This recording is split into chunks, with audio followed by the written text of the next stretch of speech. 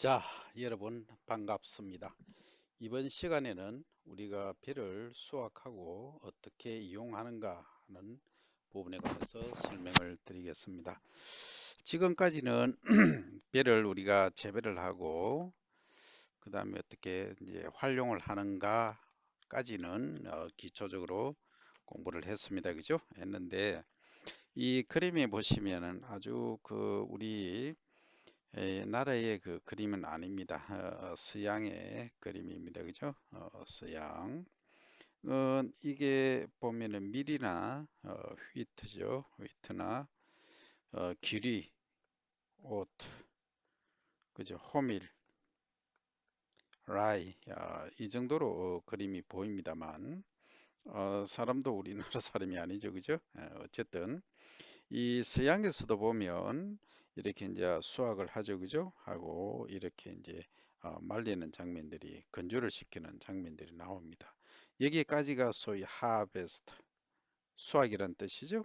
수확 후에 어떻게 이제 우리가 이용을 할 것인가 기초적인 것은 살펴봤지만 오늘 또 지금 이 시간에는 또 깊이 있게 한번 살펴보겠습니다. 그러면 우리가 배를 수확하면 이렇게 정조가 있죠, 그죠?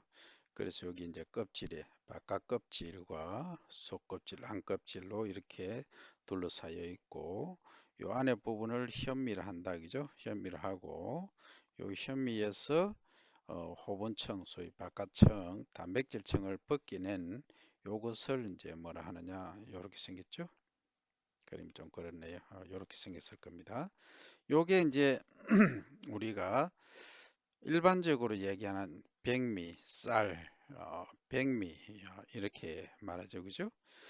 그래서 이 백미를 갖고 얘기를 하면 물론 여기 이제 배는 우리가 토종 과정에서 떨어져 나간다 이렇게 얘기를 했습니다, 그죠? 그러면 여기 한번 보시기 바랍니다. 여기는 색깔이 컬러가 다르죠, 그죠? 컬러가 아래쪽에는 어때요? 어느 정도 색깔이 약간 그 진한 백색, 좀 농하다 그러죠, 그죠?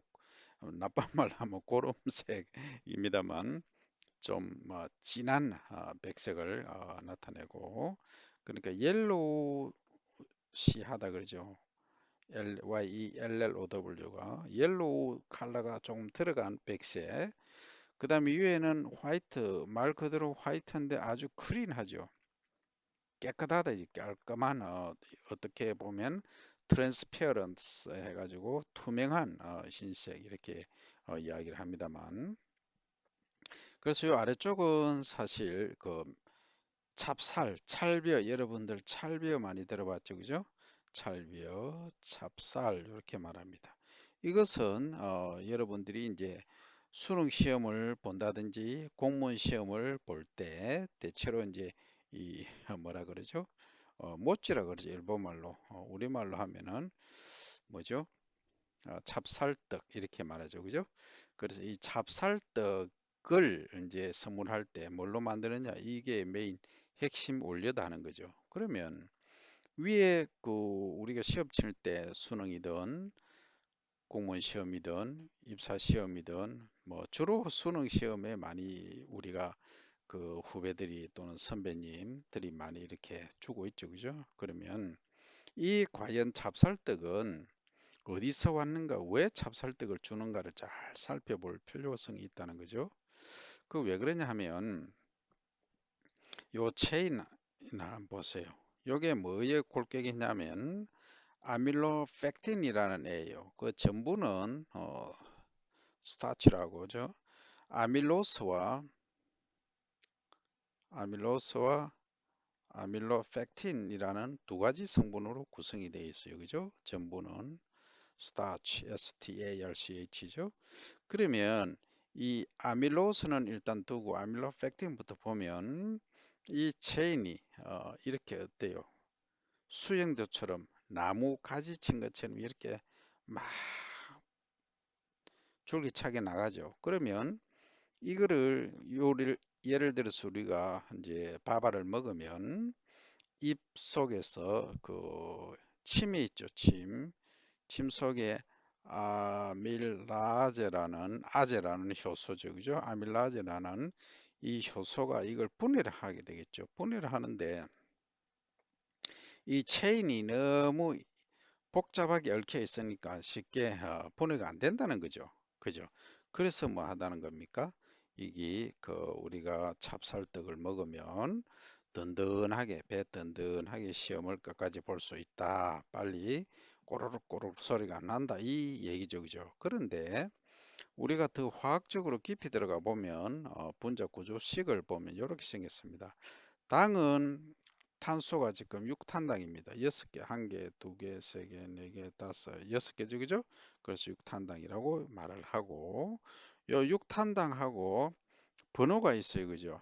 요 1번, 그리고 여기에 4번, 그죠? 하고 결합을 한다. 알파 결합, 베타 결합 말을 하는데, 그 다음에 이쪽은, 그러니까 횡으로 이렇게 연결된 거하고 종으로 또 할 때는 1번하고 6번하고 1, 2, 3, 4, 5, 6 되죠. 그죠? 6번하고 이렇게 결합한다. 그래서 알파 1, 4 결합과 1, 6 결합이 되더라 하는 얘기입니다. 그래 이게 무슨 의미를 갖고 있느냐 보면 자 일반적으로 위에 한번 볼까요? 아밀로스는 어때요? 우리 아밀로스라고 하는 애는 이렇게 6탄당이 짝짝짝 일직선으로 쭉 나열되어 있죠. 그렇기 때문에 이 결합이 아주 단순하다. 그러면 아밀라제라는 효소가 쫙쫙 들어가면 바로 뭡니까? 분해해 버리죠. 그러니까 쉽게 분해가 되니까 우리가 밥 먹고 나면 어때요? 꼬르륵 꼬르륵 소리가 1시간 내지 2시간만 지나면 음, 바로 그 배가 고픔을 느낍니다. 그죠? 그래서 이거는 분해가 잘 된다. 그래서 이런 경우에는 좀 이따가 더 얘기를 하겠지만 우리가 이제 분해가 잘 된다는 말은 이 좀 표현이 그런데 환자분들 또 연세 드신 분들 계시죠? 이런 경우에는 저 소화력이 약하신 분, 미가 안 좋으신 분들은 이쪽으로 가야 되겠죠, 그죠? 예, 이쪽으로 가야 됩니다. 그러나 이쪽은 뭡니까?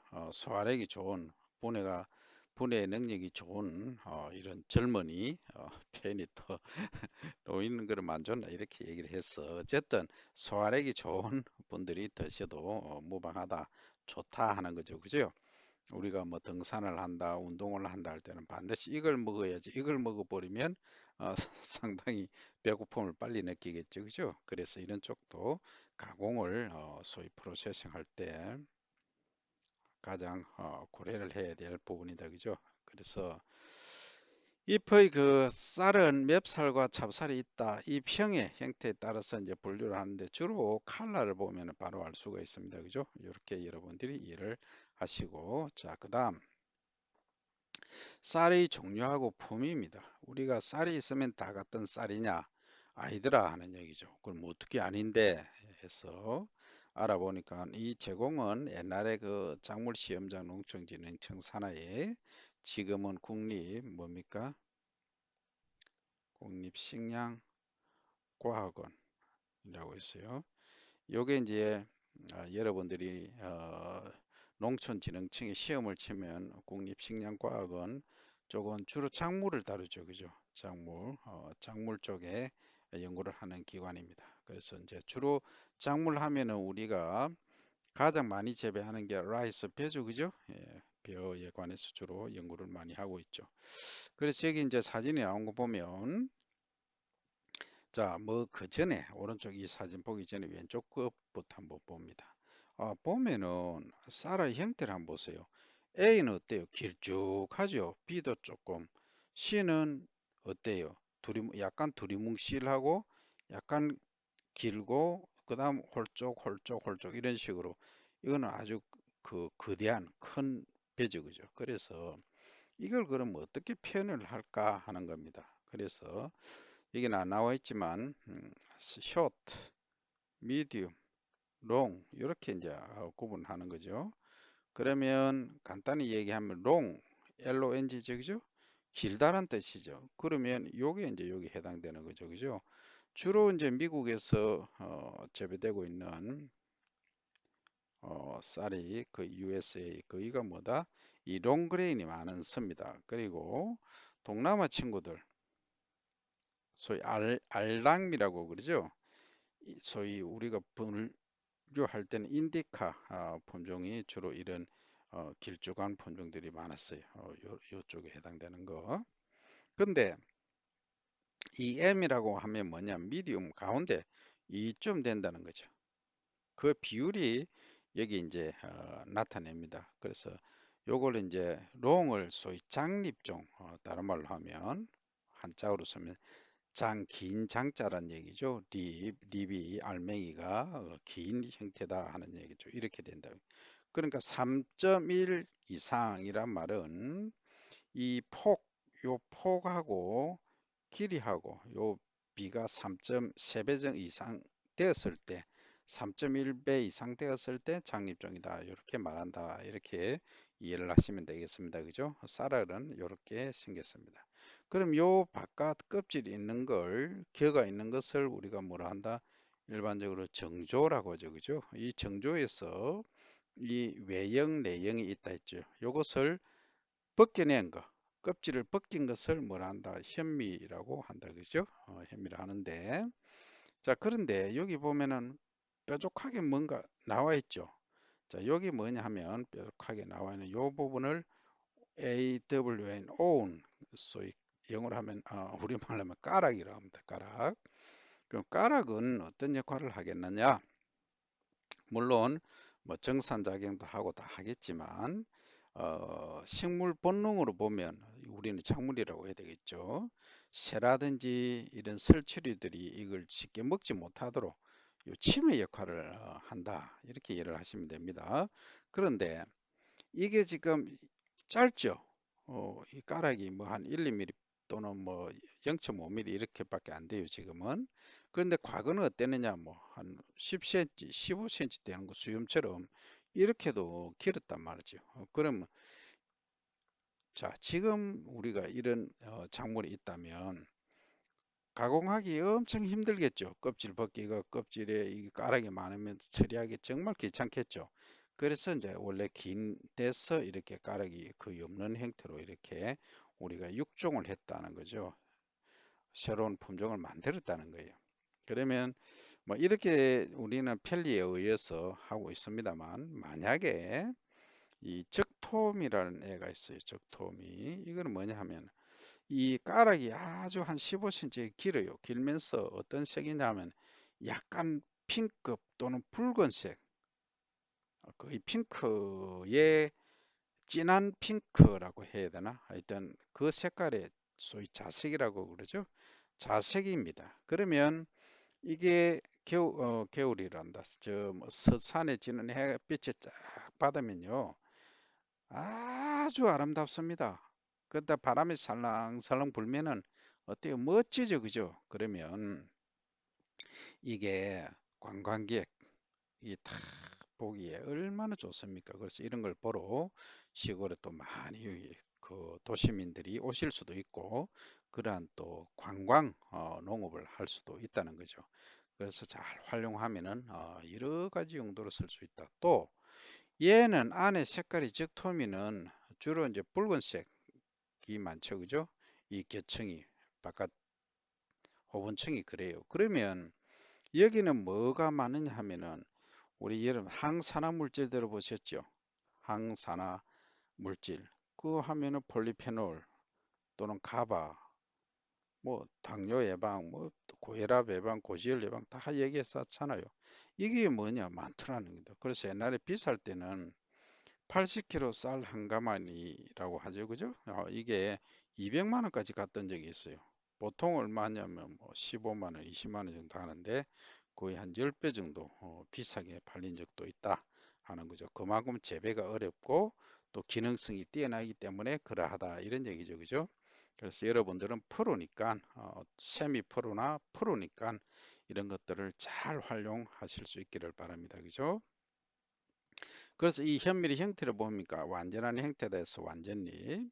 요거는 어때요? 뭔가 흰색을 갖추긴 갖췄는데 어때요? 뭔가 좀 이 쌀가루가 섞인 듯한 형태를 색깔을 가지고 있죠. 그래서 요건 이제 분상 진립이라 하고 그다음 배복이란데 배가 흰색이다. 복백잎. 그다음에 가운데가 희죠. 그거는 신백잎. 근데 요거는 흰색이 없어요. 좀 푸른색 그러니까 그린 컬러죠. 그죠? 요걸 청치 이렇게 말합니다. 요거는 아직 성숙이 덜 된 거를 말하죠. 그죠? 그다음에 여기 보면 가운데 요 부분이 어때요? 깨졌죠. 그래서 요걸 동화올립 이렇게 말하고 그다음에 배복자 배가 어때요 지금? 배가 쏙 들어갔죠. 그죠? 그래서 마디절 마디가 생겼다 배에. 그다음에 요거는 어때요? 약간 길쭉하죠, 그죠? 요거는 세립, 선세립 이렇게 말하고. 그다음에 여기는 뭡니까? 예, 뭔가가 이 병반의 흔적이 있다, 그죠? 그러니까 이게 뭐 대체적으로 이 해충이 여기를 가해를 했다, 이렇게 이해를 하시면 됩니다, 그죠? 흡접 쭉 빨아먹었다, 이렇게 이해를 하시면 됩니다. 그 다음에 요거는 배 눈이 있을 자리죠, 그죠? 근데 눈이 뭐 좀 희끄무리가 아니고 거무스리하다, 그죠? 그래서 이 눈이 썩은 살 이렇게 말합니다. 그 다음에 요 색깔은 여러분들이 잘 구분하기 어렵지만 요 청치하고 좀 비슷합니다, 그죠? 어떻게 보면 청치는 많이 청색이고 요것은 진한 청색입니다. 녹색이긴 한데 요 진한 그러니까 녹차 정도, 녹차를 어느 정도 가공을 한 정도의 칼라, 그래서 차다자를 써서 담이 이렇게 말합니다. 그 다음 요거 이제 그 흰색이죠. 요거는 그래서 요거는 흰색이긴 한데 전유자, 우유할 때 유자죠, 그죠? 그래서 우유처럼 흰 쌀이다 해서 유백립 이렇게 말하죠. 어떻게 보면 여기 B의 분상지하고 좀 비스무리하긴 한데 이 분상지는 어때? 일부분이 그러하죠, 그죠? 예. 그 다음에 이제 이 한번 보세요. 여기 보면 뭔가가 이 배도 지금 없고, 그죠? 배가 지금 섞여져 나갔죠, 그죠? 그래서 이것은 이제 형태 자체가 가만히 보면은 제대로 사이즈도 안 맞습니다, 그죠? 요건 이제 사립, 그리고 이제 요거는 깨어진 걸. 아까 요 F의 동알립 한번 보세요. 동알립은 요쪽에 일부분이 이렇게 나갔지만 얘는 완전히 깨져 버렸죠, 그죠? 그래서 요 쌀하기 이렇게 말하고 그 다음에 이것은 알맹이가 없는 경우입니다. 이것은 이제 쭉정이죠. 속이 안 찼다 이렇게 말하죠, 그죠? 그래서 우리가 쌀 하나를 가지고도 이렇게 다양하게 분류를 할 수가 있다는 거죠. 그러면 뭐 조금 더 진행해 보면 자, 여러분들 잘 보시기 바랍니다. 일단 한번 지우고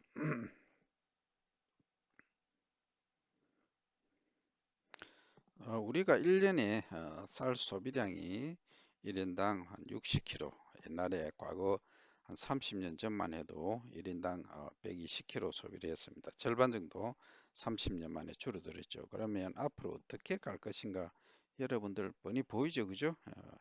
뭐 제가 설명을 하나 안 하나 다 여러분들 맹석하니까 아실 겁니다. 그러면 옛날에 1인당 120kg per year, per person 펄스는 사람이죠. 한 사람당 1년에 120kg씩 소비를 하던 것이 지금은 60kg으로 내려왔다. 일본은 50kg대다. 그럼 결국은 이 50kg대로 간다는 얘기죠. 그러면 어떻게 해야 될 것인가? 여러분들 뻔히 보이지 않습니까? 이런 형태의 쌀들을 소비자에게 공급하면 소비자가 선호하겠습니까? 절대 선호하지 않는데 X덕이죠.